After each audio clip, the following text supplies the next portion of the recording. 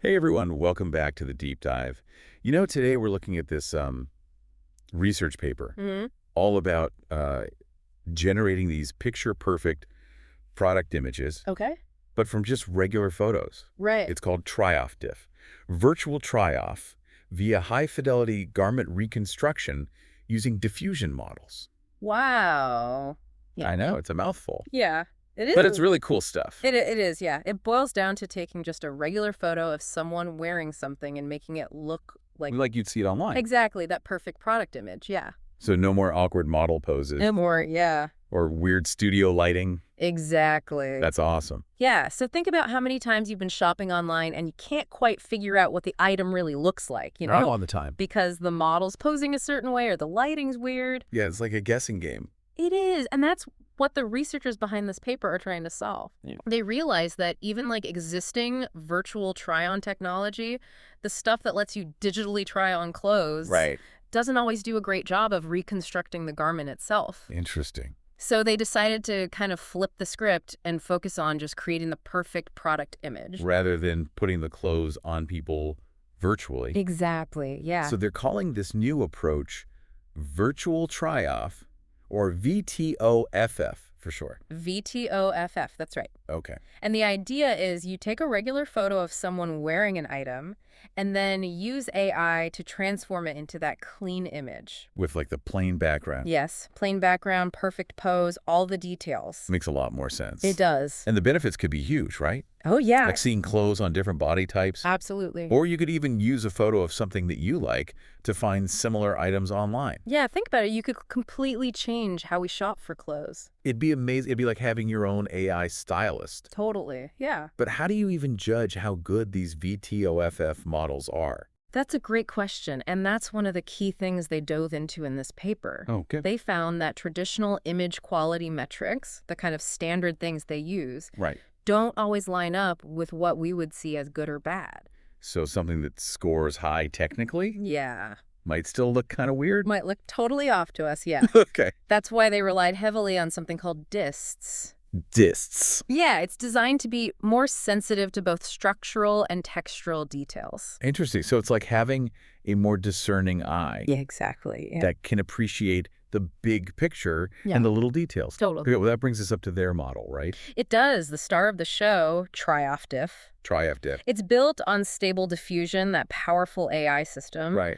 But what sets it apart is this special image encoder, SigLIP. SigLIP. Okay, this seems important. It is. It's really good at picking up those crucial visual details that make a garment unique, like the textures, logos, Good stuff. all the stuff, yeah. So it's like analyzing the image, figuring out what's important to recreate accurately. Absolutely. Cool. They put it to the test using this data set called VITON-HD, which is just tons of images of people and clothes, Okay. and compared it to a bunch of other methods, and spoiler, TryOffDiff came out on top. Well, that's really promising. It is. It is. But I need to see it to believe it. Yeah. Are there side-by-side comparisons? Oh, the paper's full of them, yeah. Okay, good. You can really see how it stacks up. Like, one that stood out to me was it accurately recreated this high-cut bodysuit even when it was partially hidden by pants in the reference image. Oh, wow. That's impressive. It is. So they've really taught it to see clothes. Like we do, yeah. That's amazing. It's pretty cool. So how does this whole thing work? Okay, so at its core, it's built on Stable Diffusion, version 1.4, Okay. but they made some modifications. So it's Stable Diffusion, but with a twist. With a custom twist, yeah, for fashion. Makes sense. The key change is in how they handle conditioning. Condition. Yeah. Remember in typical text-to-image generation, you give it a text prompt like a fluffy cat wearing a hat or something? But we're not dealing with text prompts here. We're dealing with images. Right. So they replaced the text prompts with image-based conditioning, essentially using visual information to guide the model. Okay, so how do they do that? They use SigLIP. Of course. SigLIP acts as that powerful image encoder, extracting all the rich visual features from that reference image. Okay. So it's analyzing it and feeding all that to Stable Diffusion. Gotcha. Like a blueprint. That's a great way to put it, yeah. But they didn't stop there, right? They didn't. They added this adapter module to refine those visual features. What's an adapter module? Okay, so think of it as fine-tuning those features extracted by SigLIP. Okay. So it makes them even more suitable for this specific task, like adding a layer of precision. Like giving them extra training to become a master portrait painter, but for clothes. That's a great analogy, yeah. And this adapter module really helps it achieve that high-fidelity reconstruction. That makes sense. So we've got Stable Diffusion, SigLIP, the adapter module. Yeah. It's all coming together. How did they train it? They used a clever approach of fine-tuning existing components and then training some new ones from scratch. Okay. So they started with the pre-trained Stable Diffusion as a foundation. So they didn't have to start from zero. They didn't have to start from scratch, which saved a ton of time. Right. They kept things like SigLIP frozen Okay. because that part's already trained on a ton of data. So it's already an expert. Exactly. And they fine-tuned the denoising unit of Stable Diffusion, which is responsible for generating that final image. Got it. And then they trained the adapter modules from scratch. Cool. How long did that take? It was a while, over 220,000 iterations Wow. on a pretty powerful system, but Yeah. it got the job done. Well, that's really cool. So they've got this model that can generate these perfect product images. Mm-hmm. Did they stop there? They didn't. They actually took it a step further and looked at how it could be integrated with existing virtual try-on models, specifically for that person-to-person try-on, like seeing how something would look on you. Oh, that's cool. Yeah. So not just creating the product image, Right. but enhancing the whole experience. Exactly. And the results were promising. Okay. They found that TryOffDiff could hold its own against models specifically designed for that person-to-person try-on. Wow. That's really impressive. It is. It really is. So how did they do that? Okay, so they experimented with two different VTON models. Okay. OT Diffusion and Cat VTON. Okay. And for each of those, they compared two scenarios. Okay. In the first scenario, they used what's called the ground truth garment image, Okay. which is basically the perfect ideal target image. Okay. And then the second scenario, they used the image generated by TryOffDiff. So like giving it a real world test. Exactly. And they used a variety of metrics to assess the results. Okay. And what'd they find? As you might expect, using the ground truth image got slightly better scores. Yeah, you're giving it the best possible input. Exactly. But using TryOffDiff's output didn't cause a huge drop in quality. That's really interesting. And sometimes the combination of TryOffDiff and the VTON model actually outperformed Cat VTON, which is specifically designed for the person-to-person try-on. That's really cool. So it actually has the potential to improve those models. Yeah, it does, which is pretty exciting. So beyond just numbers, did they have any visual examples of how these different approaches compare? They did, yeah. The paper includes side-by-side visuals. Oh, cool. You can really see the strengths and weaknesses of each. Like what? Well, for example, Cat VTON is great at preserving the details of the garment, like the textures and the patterns. Okay. But it sometimes struggles with reconstructing the person's body. Oh, so the clothes are perfect. Yeah. But the person looks a little weird. A little off, yeah. Okay. Whereas OT Diffusion, when combined with TryOffDiff, tends to do a better job with that person reconstruction. So it's all about how well the clothes fit. Exactly, but it doesn't always capture those super fine details as well. Right, so each model has its strengths and weaknesses. Exactly, which makes sense. It really depends on what you're prioritizing. Absolutely. If you're going for hyper-realistic details, Yeah. Cat VTON might be the way to go. But if you wanted to fit naturally, Then you may go the other way. makes sense. Yeah, it's really interesting to see how these different models excel in different ways, and it highlights how this technology is still really evolving. It's constantly getting better. Well, I think we've covered a lot in this first part of our deep dive. Yeah, I think so. Let's take a moment to gather our thoughts, and then when we come back, we'll delve into some of the limitations of TryOffDiff and what the future might hold.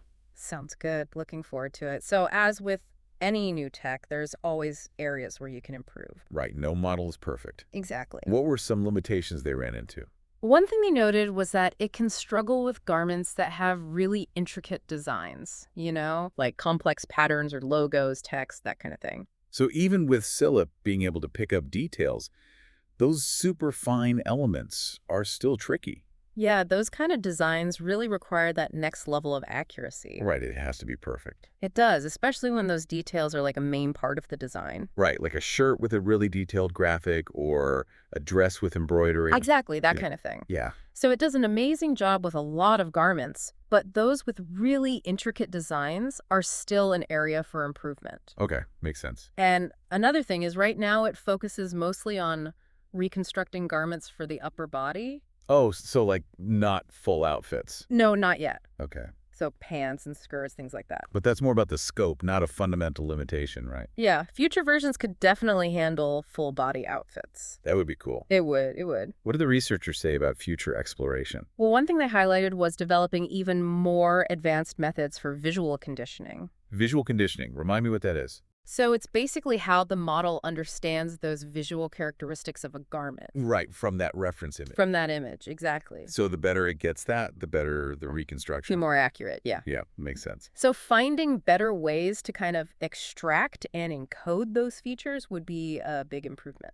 What kind of techniques are they talking about?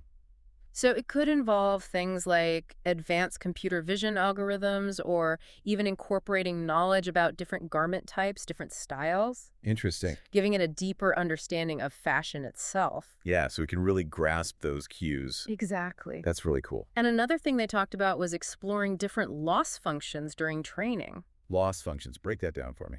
So a loss function basically measures how well the model's doing during training. Okay. It's like a feedback mechanism. It tells it how close it is to its goal. So like a coach for the model. That's a great way to think about it. Okay. So by kind of experimenting with different loss functions, Right.